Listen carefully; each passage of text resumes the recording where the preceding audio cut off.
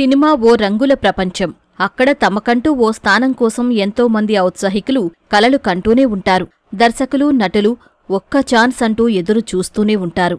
కాని చాలామంది ఆ ప్రయత్నంలో మధ్యలో విరమించుకుంటారు. అవకాశాలు కొందరినే వరిస్తాయి. ఈ కోవకు చెందినవాడే పాలమూరు పిల్లగాడు సంజయ్ మహేష్.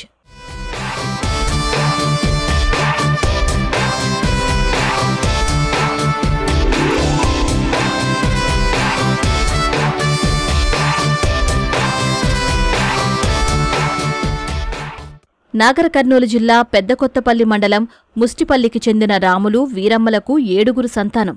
చిన్నవాడైన సంజయ్ మహేష్ పీజీ చదివాడు. 9వ తరగతిలోనే తొలిపాట రాశాడు. సినీ గేయ రచయితలు సుద్దాల అశోక్ తేజ, చంద్రబోస్ ఇంటర్వ్యూలను పత్రికల్లో చూసి వాళ్లలా ఎదగాలనుకున్నాడు. 2015లో హైదరాబాద్ బాటపట్టాడు.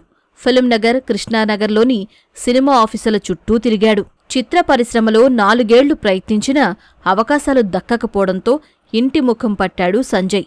2021లో చరణ్ అర్జున్ సంగీత దర్శకత్వంలో వచ్చిన ఆకలి అనే జానపద పాటను ప్రశంసిస్తూ యూట్యూబ్లో చేసిన కామెంట్ తన జీవితాన్నే మార్చేసింది.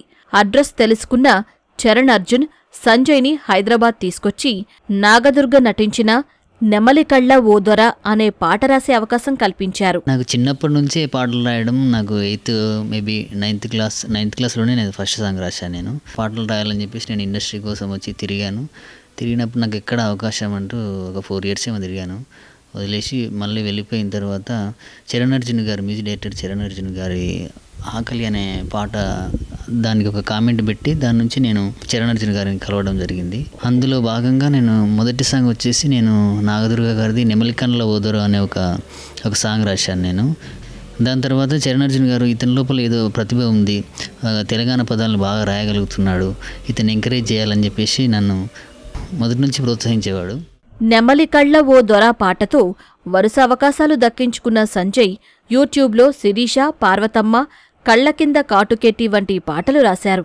రహస్య సినిమాలో రాసిన గుర్తులేదా వనిత అనే గీతంతో మంచి పేరు సంపాదించుకున్నాడు సంజయ్. తర్వాత భీమదేవరపల్లి బ్రాంచ్, కేసీఆర్ వంటి పలు చిత్రాల్లోనూ పాటలతో అలరించాడు. లగ్గం సినిమాలో రాసిన ముషాయిరా సాంగ్తో 5 సినిమాల్లో పాటలు రాసే ఛాన్స్ అందుకున్నాడు. రహస్య అనే మూవీ మొదటి డెబ్యూ మూవీ నాకు. అందులో గుర్తే లేదా వనితని హరిచరణ్ గారు పెద్ద సింగర్ పాడారు. నన్ను బాగా ఎంకరేజ్ చేసిన మూవీ అంటే డైరెక్టర్ రమేష్ చెప్పాల గారు లగ్గన్ సినిమాలో ముషాయిరా అనే సాంగ్ రాశాను నేను. నకాష్ అజీజ్ గారు పెద్ద సింగర్, బాలీవుడ్ సింగర్ పాడారు. ఆ సినిమా తర్వాత నాకు మేబీ ఒక 5 మూవీస్ ఏమో కొత్త సినిమాలు వచ్చాయి. ఇప్పుడు అప్కమింగ్ కూడా ఒక 4 మూవీస్ ఉన్నాయి. హే చిక్కిత అనే మూవీ ఒకటి, తర్వాత సిల్లీ మంక్స్ వాళ్ళది రాజారామ్యం అనే సినిమా, తర్వాత కన్నడ సినిమా దేవుని సాక్షిగా ప్రమాణం చేస్తున్నాను తెలుగు మూవీ డబ్బుడు మూవీ ఒకటి ఉంది. కొంతమంది డైరెక్టర్లు వాళ్ళందరికీ వాళ్ళే నాకు ఆ లగ్గం సినిమాలో ముషాయిరా సాంగ్ విన్న తర్వాత ఇతని లోపల స్పెషల్గా ఇతని రచనా శైలి బాగుందని చెప్పేసి చాలా సినిమా ఒక 5 మూవీస్ వచ్చాయి. ఇప్పటివరకు రిలీజ్ అయిన సినిమాలు వచ్చేసి రహస్య మూవీ ఒకటి, భీమదేవరపల్లి బ్రాంచ్ ఒకటి, లగ్గం సినిమా ఒకటి, కేశవచంద్ర రమాద్, జబర్దస్త్ రాకింగ్ రాకేష్ అన్న గారి అదొక మూవీ, చరణ్ అర్జున్ గారి దగ్గర ఇంకొకటి సింగిల్ కార్డ్. మొదటిసారి నేను సినిమా మొత్తం ఒక సింగిల్ కార్డ్ రాయబోతున్నాను. దీంతోపాటు ఇప్పుడు అప్కమింగ్ కూడా మధుప్రియ గారికి ఒక సాంగ్ చేశాను, 7 అంతరాల బంగులా అని. అన్న వెంకటేష్ క్యాసెట్ల రూపంలో పాటలు చేసేవాడని చెబుతున్న మహేష్ అతడి స్ఫూర్తితోనే 9వ తరగతిలోనే తొలిపాట రాశానంటున్నాడు. కుటుంబ సభ్యులతో పాటు స్నేహితుల సహకారం వల్లే సినీ పరిశ్రమలో రాణించగలుగుతున్నట్లు తెలిపాడు. మా అన్న, మా ఓన్ బ్రదర్ వెంకట్ పాటలు రాసి క్యాసెట్లలో పాటలు చేస్తుండేవాడు. అప్పటి నుంచే మా అన్న కూడా నన్ను బాగా ఎంకరేజ్ చేసేవాడు. మా అన్ననే నాకు ఇన్స్పిరేషన్. ఫాదర్ చిన్నప్పుడే చనిపోయాడు. మా అన్న, మా ఓన్ బ్రదరు, ఆయన ద్వారానే నాకు ఈ పాటల మార్గంలో నేను నడిచానని చెప్పేసి అనుకుంటాను. నేను మా సాంగ్స్ బాగా రాయగలుగుతాను. మా సాంగ్ అనే కాదు, అంటే నాకు ఇప్పటివరకు వచ్చినాయని మా సాంగ్సే. కొంతమంది మొన్న ఒక డైరెక్టర్ నాకు చాలా హ్యాపీ అనిపించిన విషయం ఏంటంటే, నువ్వు మరో కాషర్ల శ్యామలాగా రాస్తావు అని చెప్పేసి మొన్న ఇంటర్వ్యూలో రేవంత్ రెడ్డి గారి బర్త్డే రోజు చరణ్ అర్జున్ గారితో పాటు కూర్చున్నప్పుడు ఆ లైవ్లో నా గురించి అలా అలా చరణ్ అర్జున్ గారు అంత పెద్ద మ్యూజిక్ డైరెక్టర్ అలా చెప్తుంటే నాకు చాలా గర్వంగా అనిపించింది. సుద్దాల అశోక్ తేజ గారి ఇంటర్వ్యూలు, చంద్రబోస్ గారి ఇంటర్వ్యూలు చూసినప్పుడల్లా అలాంటి స్థాయికి వెళ్ళాలని కోరుకుంటే అదే నా లక్ష్యం. నాకు సంజయ్లో ప్రత్యేక శైలి ఉంది. అతడి ప్రతిభ గుర్తించి పాటలు రాసే అవకాశం కల్పించా అంటున్నాడు సంగీత దర్శకుడు చరణ్ అర్జున్.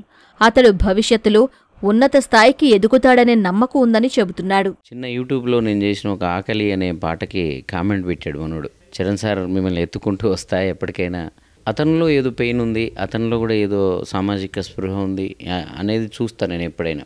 అతను మనల్ని వెతుక్కుంటూ రావడం కదా, అతను ఎవరో వెతకండి, అతనిలో ఏదో పెయిన్ కనపడుతుందంటే మా బావ ప్రవీణ్ కుమార్ లండన్లో ఉంటారు, తను ఈయనకు మెసేజ్ పెట్టారు, ఈయన స్టూడియోకి వచ్చారు. నీకు ఏదో పెయిన్ ఉందనిపించింది ఏంటి చెప్పంటే, నేను పాటలు రాయాలి సార్, ఇండస్ట్రీకి వచ్చి తిరిగాను. ఈ అబ్బాయిలో ఒక తెలంగాణలో ఉండే ఒక ఆర్గానిక్, అంటే మనం మాట్లాడుకునే మనకే తెలియని పదాలని తీసుకొచ్చి పాటల్లో పెడతా ఉంటాడు. అలాంటి మంచి మంచి మాటలు ఏదో గమ్మతి తెచ్చి పెడుతుంటాడు, కచ్చకాయలు అంటాడు, ఏదేదో అంటాడు. అసలు పాటల్లో వాడడానికి కూడా మనం ఎప్పుడు ఆలోచించని పదాలని తీసుకొచ్చి పెడతాడు. ఇతన్ని ఎంకరేజ్ చేస్తే ఇతను ఒక రకమైన, ఇతనిది ఒక శైలి అవుతుంది. మనం ఎంతోమంది చూసాం.